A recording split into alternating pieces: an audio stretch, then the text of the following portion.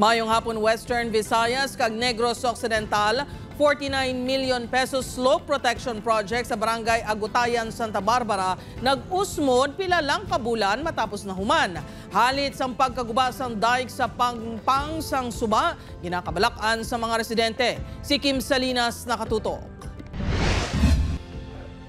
Agosto 16, 2019, sanggin suguran ang ining slope protection project sa Tigom River sa Santa Barbara, Iloilo. Ang 379 lineal meters nga proyekto ang nagabalor sang halos 49 million pesos.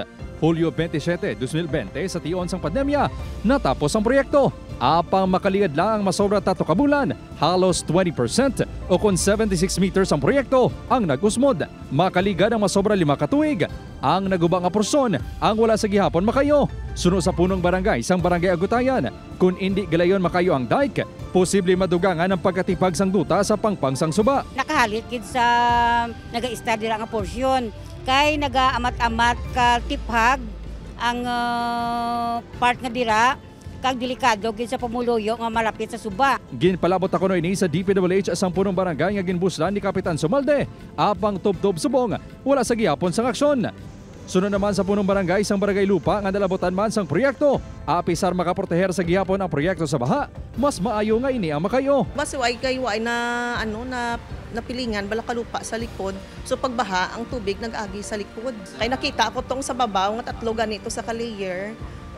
Ay siya gani nag-usmod. Pahayag sang alkalde sang Banwa, uyang sa kwarta sa pabuluyo ang proyekto. Kag dapat may manabat gid. Nakakalungkot kasi kawawa naman mga tao. Nakita natin ang laki-laki ng budget. Wala pang isang taon, sira na. Nakikita ko walang coordination yan sa LGU. So hindi natin alam kung saan nanggaling yan. Suno sa opisyal sang DPWH 4th District Engineering Office nga naistorya sang news team.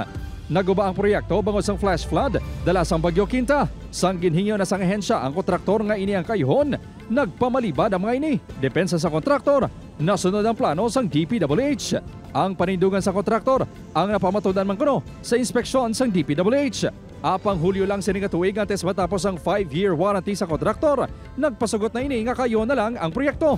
Problema sa karon ang access road nga agyan sang ila heavy equipment. Ginatinguan pa sa news team makuha sa bahin ang kontraktor sang proyekto.